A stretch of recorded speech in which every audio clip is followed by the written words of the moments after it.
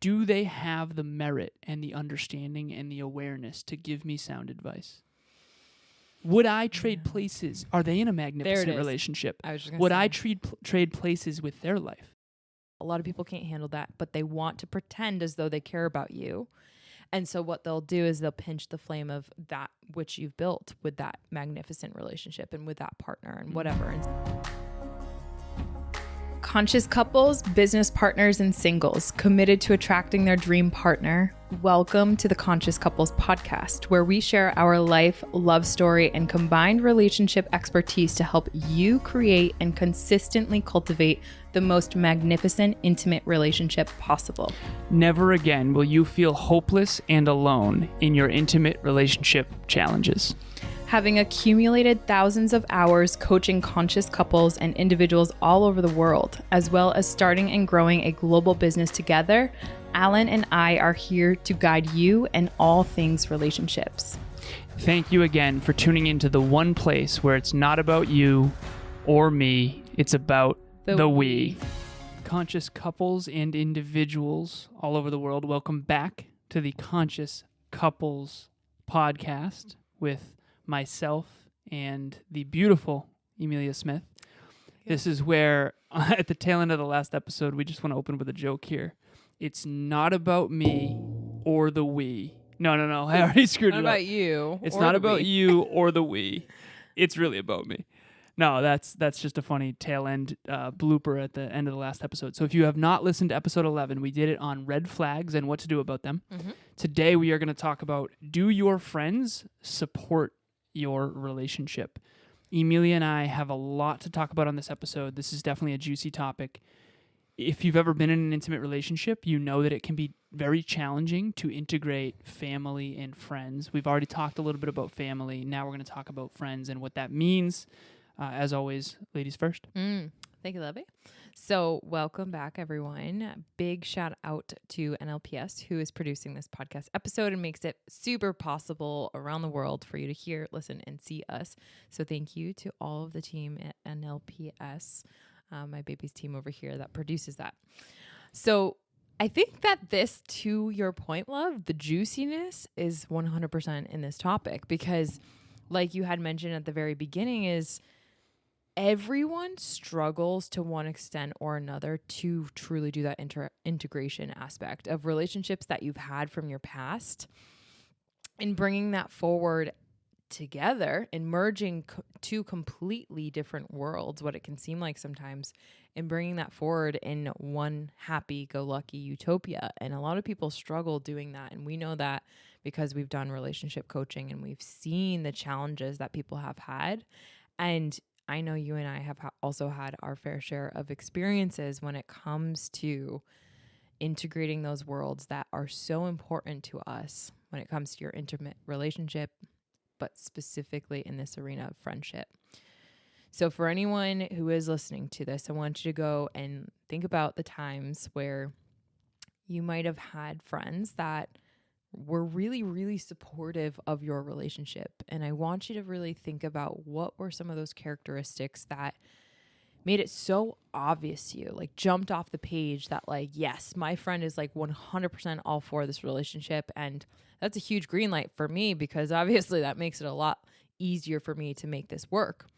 But I also want to have everyone kind of think of a time where you didn't have that and you started or you engaged in a relationship that, quite frankly, your friends did not support. They didn't support it from the start. They didn't support it going into it. Like wherever that support lacked just wasn't there. And for whatever reason or another, that support was something that you really, really wanted, again, merging those worlds together, but it just didn't exist. Or maybe it did, but then you also got comments here and there that kind of made you question, like, does their support, like, do they really care about this relationship? Do they really like this partner that I have? Or maybe you're getting conflicted messages from friends that you have where they say they support your relationship, but yet their actions might be a little bit different.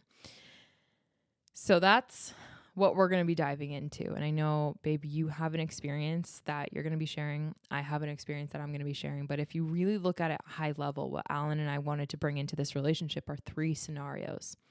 One of them, which we'll tell at the end, we are very blessed to have people in our life right now that are very supportive of our relationship, friends included, but that wasn't always the case. And so the 2 scenarios that you and I are going to break down are: when your friends are not supportive, what does that look like? And what truly, if we were to peel back the curtain, what are things that we have seen time and time again, not only from our personal experience, but also in coaching, that really helps us understand and separate the seas between what truly that support that you're not getting, what that looks like, and how they might be different in a good way for you and maybe not so much.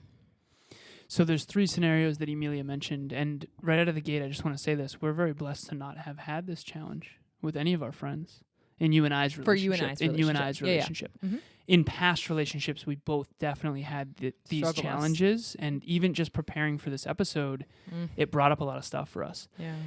But in our relationship, we've been very blessed to have such supportive friends around us of each other. I don't think there's been any of your friends that didn't like me or vice versa, which is really quite amazing. Remarkable. That said, there's 3 scenarios that Emilia mentioned. The first scenario is that your friends and everyone out there listening or watching this, think about your own situation. So the first scenario is that your friends totally approve of your intimate partner, and your intimate partner totally approves of your friends. That's scenario 1. Scenario 2 is your friends do not approve of your intimate partner, and that's because they feel that you are outside of alignment by being in that relationship. Mm-hmm. Scenario 3 is your intimate partner does not approve of your friends because your intimate partner believes that your friends are outside of alignment with your greatest potential. Mm-hmm. And so all of us have found ourselves at one time or another in one of those 3 scenarios. Mm-hmm. Emilia and I are very blessed at this point to be in scenario 1, where her friends approve of me, to my knowledge. My friends approve of you, to your knowledge, and to my knowledge. And so we don't have that issue, which is honestly awesome. Right. Wild. I didn't even realize that until this moment, that we haven't had that issue whatsoever in the last 2.5 years, which is so cool. Surprise, so kudos to our awesome friends and our choices, shout out. More importantly, on who to be friends with. Thank you for saying that. But I want to tell a story a little bit about a past relationship that I was in. I'll never forget this. So when I was 26 years old, for those of you who do not know my story, I got in a car accident that made me shift everything in my life. It took me out of my old paradigm my old paradigm was this, and if you don't know the paradigms, I think we did an episode on it, or we haven't, but we will. We've mentioned them, yeah. Okay, we did it briefly on our last Relationship Talks event. We talked about paradigms. Okay, so we'll do short form version of paradigms. It's a deep belief about what life is about. Yeah. And I actually do think we have mentioned paradigms yes, in the past episodes where if you have a different paradigm than your partner, it might not work. Mm-hmm. So that said, I was living a paradigm of achievement, of pleasure and fun, and of friends. Mm-hmm. So I remember the show Friends was one of my favorite shows of all time. Mm-hmm. And that's a friend-centered paradigm. I shifted after 26 out of my friend-centered paradigm, out of my pleasure-centered paradigm, and not fully out of my achievement-centered paradigm. That was still there, but I transitioned into a very mission-oriented paradigm. And yes, we definitely talked about this in past episodes where we were both from a mission-centered paradigm. Yes. And that's why things work so well. Mm-hmm. That said, I was with a partner at the time who all of her friends were not living from that growth-oriented, mission-oriented, achievement-oriented paradigm. Mm-hmm. And they literally, after I got in that car accident, I quit my corporate job. I started reading personal development books every day. I started deep down the rabbit hole of health and fitness, going to the gym every single day. Really turned my whole life into a magnificent growth journey of how do I maximize my potential, health, wealth, life, and love. And that's really what our podcast at NLU is all about now. So it's really cool 7 years later talking about this. But at the time, I was living in Worcester with my girlfriend. And at one point, her friends were actually concerned about her because I was so happy all the time. They literally said, "Isn't it hard for you with him? Like, isn't it exhausting? He's always so happy." I was on social media a lot back then. I had Snapchat and I was doing social media and I was a fitness influencer, fitness model, fitness coach, fitness competitor. And they quite frankly, some of them were like, what is that even like? Doesn't that get exhausting? Like he's just always so happy and so growth oriented and so fulfilled. And I remember thinking to myself, I remember actually thinking this, like, if they ever were going to be concerned, it wouldn't be now. I'm so fulfilled and so happy, and like we have a wonderful relationship. And my relationship back then really was wonderful. It's not anything compared to what you and I have, quite frankly, but it was wonderful. And I remember thinking, like, that's interesting. They're concerned for her well-being because I'm so happy all the time. That's a huge red flag. Yeah, huge red flag. And so my question here is, what does that say about her friends? Because misery does love company. You got to be careful about this. So again, nothing against her, nothing against her friends. The point and the lesson here is this. If your friends are not approving of your intimate relationship, is it because they have your best interest at heart and really want what's best for you? Or is it because they actually are probably afraid on some level that if you stay with that partner, you're going to outgrow them or leave them behind or be less like them? Because I think on some level, her friends probably knew that if she started becoming more growth-oriented, reading personal development books, getting into health and fitness, and shifting her paradigm, they wouldn't be able to be as close. And I was a threat to that. And in hindsight, that's very clear. Yeah. But at the time, I didn't really understand it. I was like, wait, what? Seriously? Yeah. Like, I'm so happy. I'm too happy. Right. I'm too happy. I was like, oh, that's interesting. But that's one scenario where the friends are trying to smother your relationship because they don't want you to outgrow them. And or they like the old you more than the new you that you aspire to. And so that's scenario 2. Yeah. So, and I'm really glad that you mentioned that, the smothering aspect, because what that typically looks like and what we found time and time again with intimate relationships is that, like, the worst part about that is the person that has those friends who are doing that.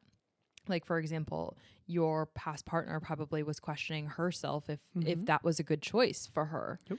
And why? Because she probably held her friends in good standing. Because why? Like, those were the people that, from her perspective, looked out for her and cared about her best interests, or at least that's what likely was being told to her by those actions of the paradigms that they shared. And so oftentimes what we find is that people question themselves and gaslight themselves and question their own reality or that which they've built as a result of this whole, is that person really good for you?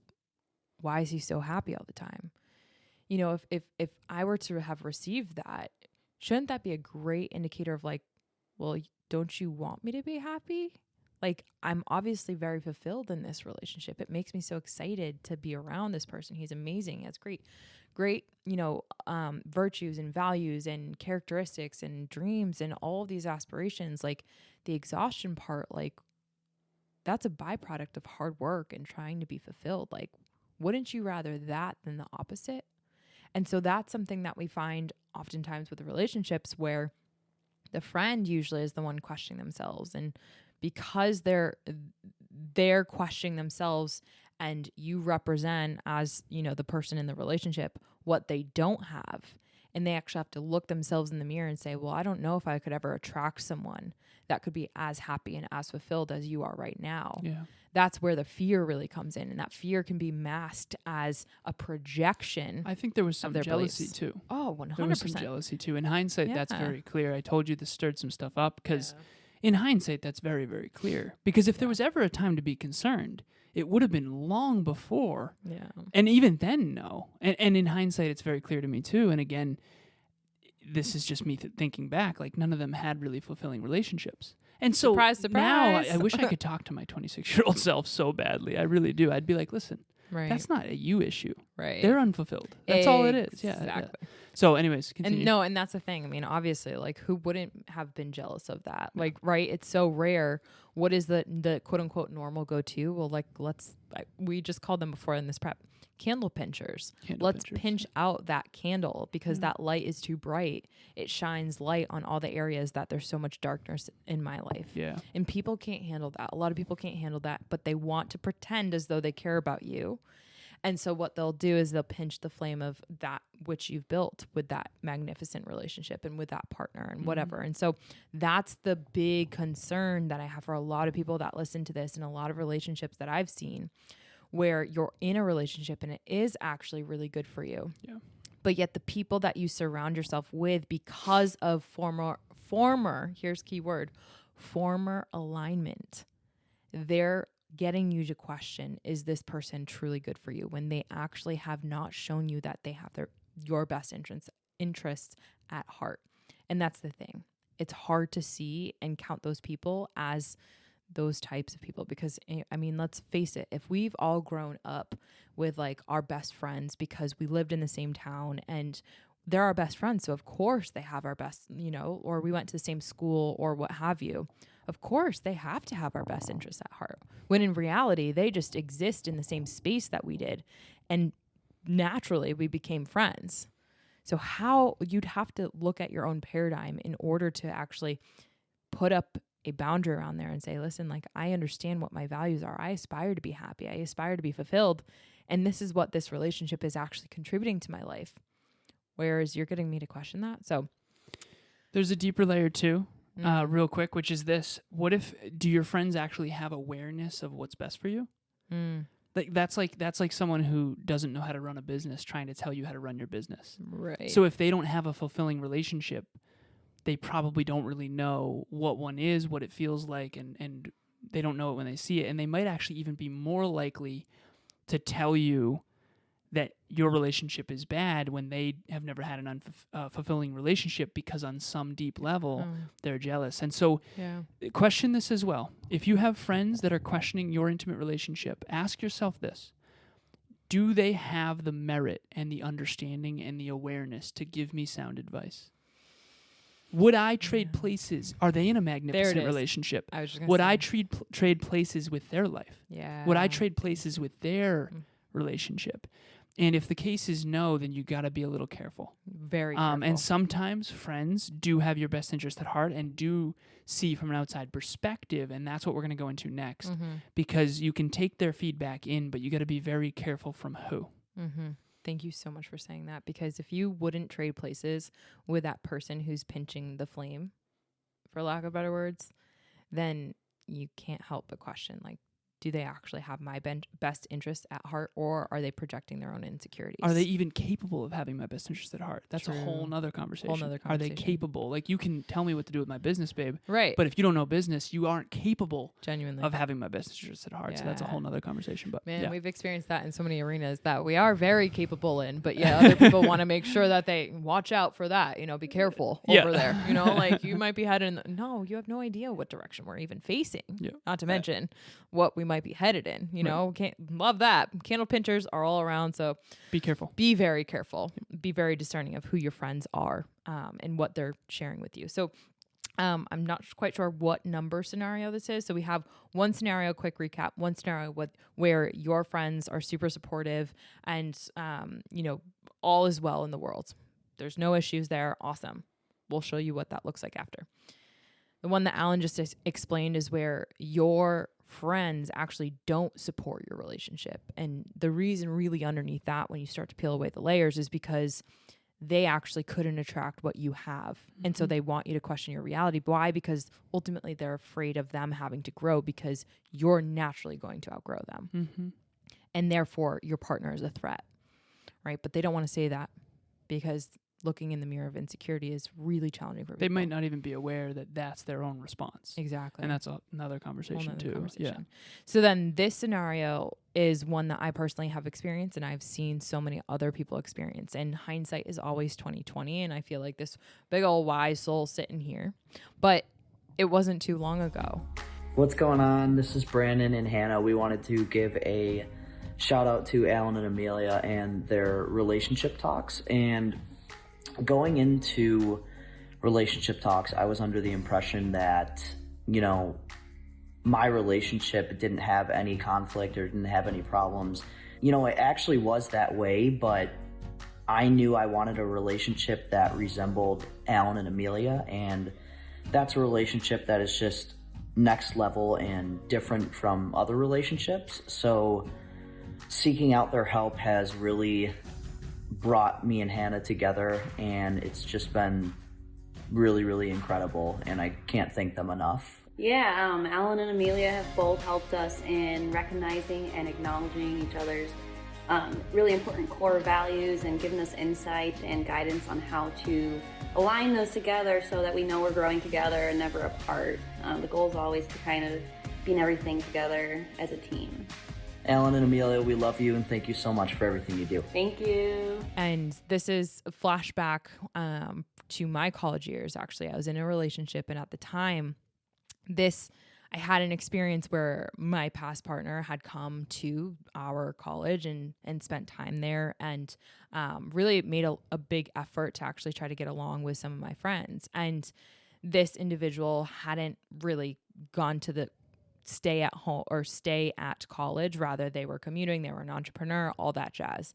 And every time this individual would come up to our school, there was always seemingly an issue or a conflict between my college friends and this partner. And it was always really hard because I kind of had to like always be that bridge in defending or trying to keep the peace, if you will, because there was always an upset, always a disruption, always a challenge no matter what, and just not feeling super understood. But the worst part was, and I'll kind of just give a little bit of context here to one of the experiences that I had. We were out one night and we were clubbing and we were drinking. And at the time I was wearing like too high heels for me to even be able to function while I was under the influence. And in the club itself, I had tripped on like a mat. Like this mat was uneven and I tripped, my heel roll, and it was a whole thing. Luckily, in that time, there was another individual who happened to be my friend's partner at the time.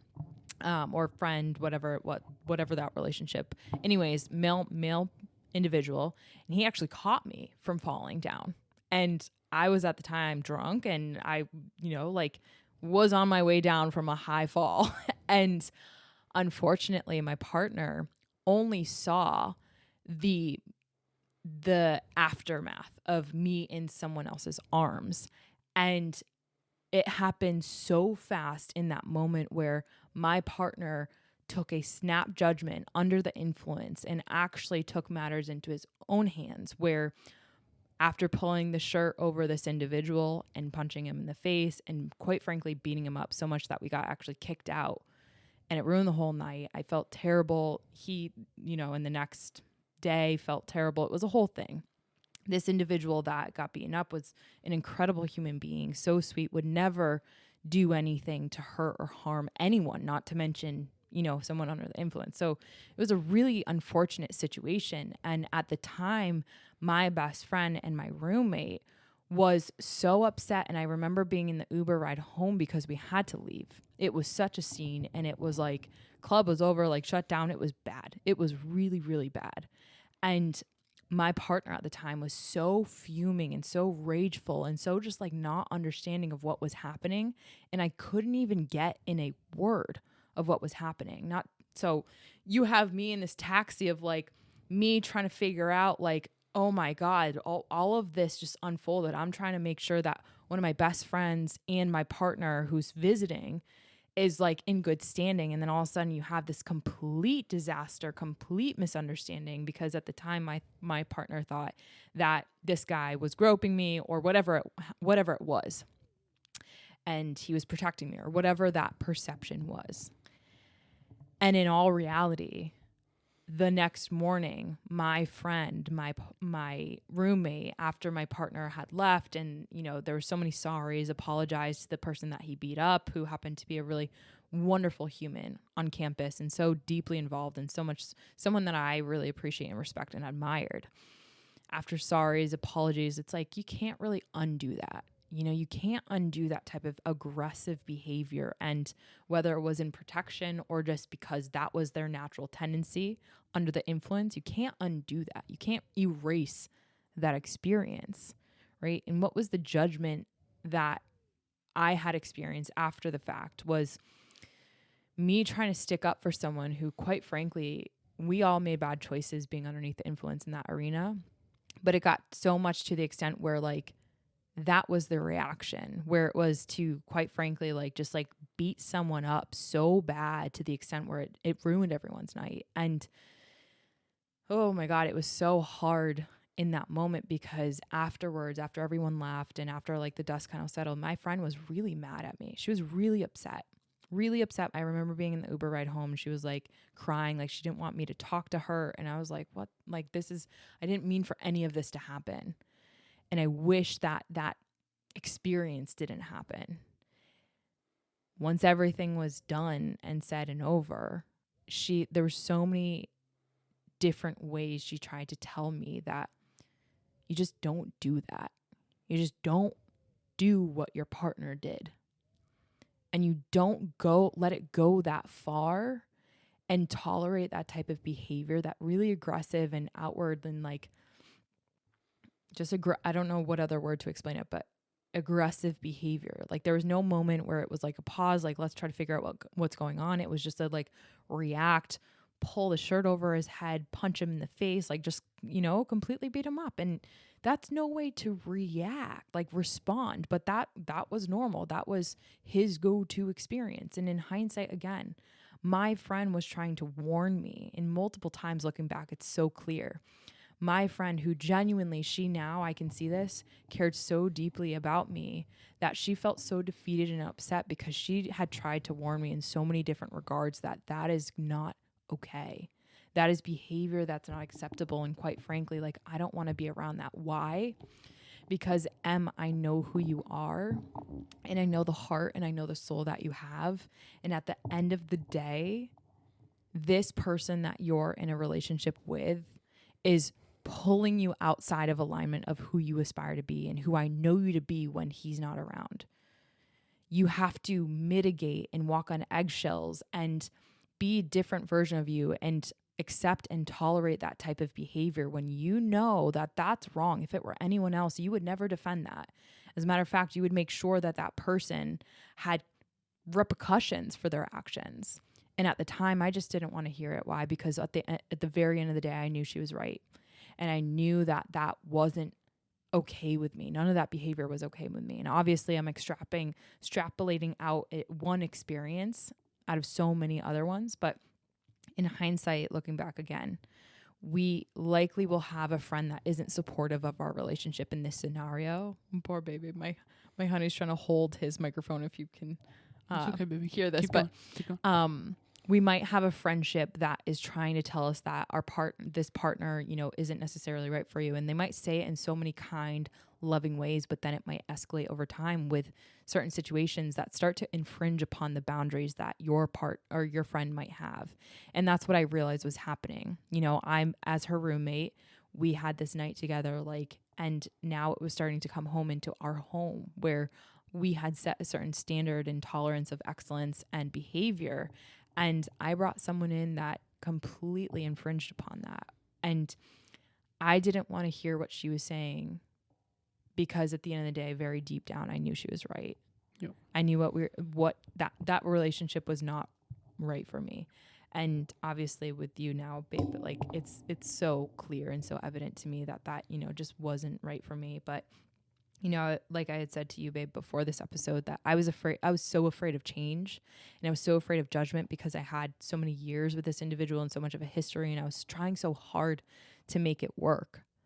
And so while I honored and valued my friend and what she had said, and other friends that had said similar in a different manner, that this just wasn't serving you, this relationship wasn't helping you be the best version that I know you want to be, I couldn't hear it. It was so hard for me to actually face that mirror, and to not have, after that moment, I feel like we could never actually repair from there. And I couldn't have the support of my friend in that capacity because I actually defended that which I knew was wrong. So that's another scenario that I see it come up time and time again. And had I just had the humility to really give myself the permission in the moment to realize that that was actually behavior that I experienced and that I exposed my friends to, and that, this individual who got beaten up, like no one deserved that. And this behavior just wasn't okay. Like, of course, friends wouldn't tolerate that. They don't want that. They don't want to see their friends, getting beaten up because of one misunderstanding, and it was really hard to come back after that. It was really, it was really hard for me. I'm proud of you for telling all of that. That took a lot of courage. I'm really, really proud of you. I know that we had one more scenario that you wanted to talk about. So there's 3 scenarios, again, just to recap here real quick, and then we got to go. And yes, I'm holding the mic stand again, so we're going to definitely change that for next time. But the first scenario is everything is great, and your friends and your intimate partner get along wonderfully.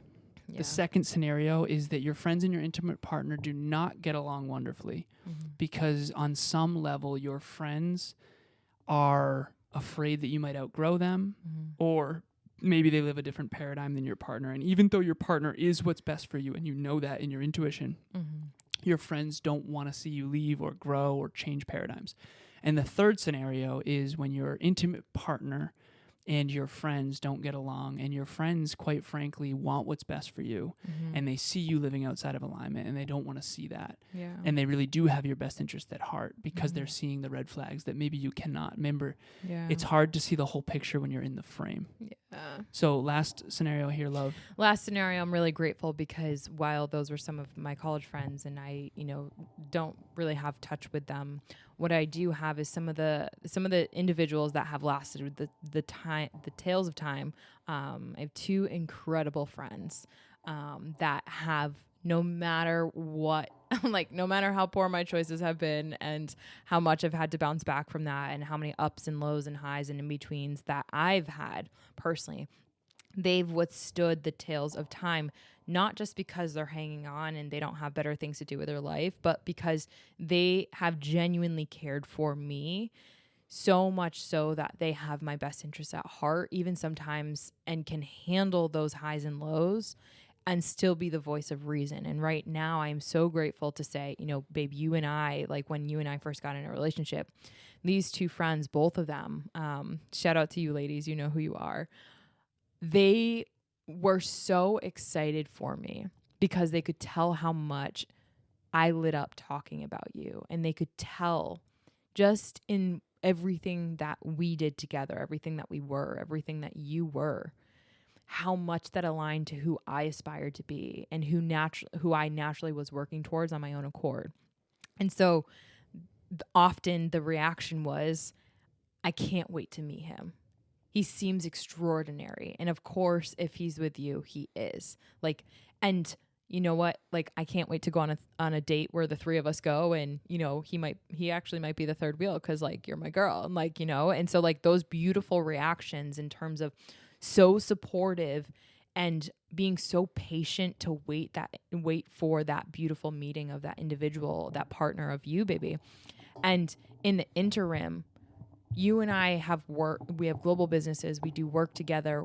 They're so supportive in the fact that I have these friends that will literally send other friends that they know when they're struggling and when they're down and when they're having challenges, our work. They'll send our podcast to people. They'll send us even clients. They'll work with you. One of my friends has worked with you as a client and has had the humility to group coaching. Do group coaching and sit down with us when we're at a lake house and be okay having a weekend where the 3 of us can sit down and have deep talks. Been to book club, done so many amazing things, right? Even been to events of ours, supported us in ways that we could, even our family members don't even support us. And that is what a supportive friendship looks like. It's not that they need to approve. They would never take that position that I am the one that is going to have the stamp of approval of your intimate partner. Never would have taken that. And so for those of you who want to, understand what that looks like, it really is what you do in your trajectory and your dreams and your intimate partnership, whatever lights you the heck up, they are 100%, not the candle pinchers, but they're the ones that add the fire and the oxygen to the flame because they can't wait to see you happy and they cannot be more happy for you while doing everything they can within alignment of their goals and their aspirations and their core values, their core beliefs, supporting your relationship. Shout out to those two people. I know who you are and appreciate you both. Also, before we go here, we have, speaking of those two people, have both been to our Relationship Talks events. Yep. I'm holding this up still. On May 12th, we have an event called Bouncing Back After Screwing Up in Your Relationship. Everyone screws up in a relationship, maybe not quite as intense as the stories we've told on this episode, but those things too. Yep. And you can bounce back. There is forgiveness. There is compassion. There is a way to be vulnerable and to get better from it and to have the humility and the ownership that you need. Yeah. We are going to go deep into what do you do when you screw up?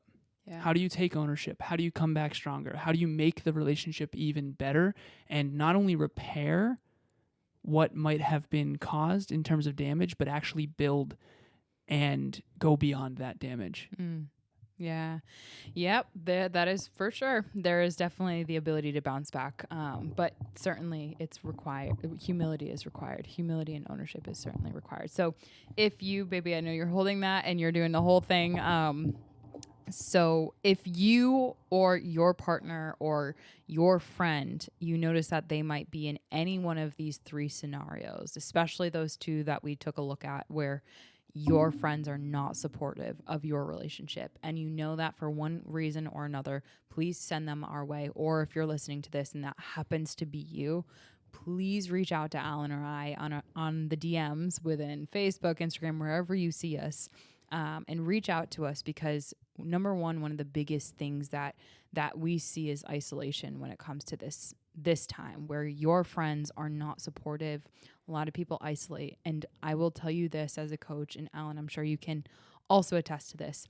Some of our biggest traumas happen in isolation, especially when it comes to our intimate partners, because the friends, they're not supportive, and you might go off and just do it anyways. Or you experience things that because your friends aren't supportive, you don't feel as though you can talk about. And so Alan and I, every single Saturday, we have what's called Service Saturdays, where we jump on the phone with people from all around the world, and we have 30 minutes free relationship talks, which is completely free. It's 30 minutes on Zoom with both he and I. And whether you're that individual struggling in this situation, or you have a friend that is, please reach out. We don't bite, like I said. And those are great. Those have really changed so many people's world. And I wish that I had people like us in our corner at that moment, because if I had, us after a night like that, I would have saved myself from, quite honestly, a lot of pain and suffering and a lot of poor choices and a lot of impact that I wish I could have taken back. 100%. And as always, thank you again for listening. This was episode 12 of the Conscious Couples podcast. Do your friends support your relationship? I wrote this question. Which scenario are you in right now? Yeah. Are you in the first scenario, the second scenario, or the third scenario? The only wrong answer is to sit back and remain the same. If you're in the first scenario, thanks for joining us for another episode of the Conscious Couples podcast. We love connecting with the Conscious Couples community, so please make sure you follow us on Instagram. Or you. I am at Evolve with Emilia, and Alan is a Lazaros 88. Also, if you or your partner resonated with this episode, leave us a review at the link in the show notes, and please share this with someone you love and care about. Until next time, remember, it's not about you or me. It's about the we.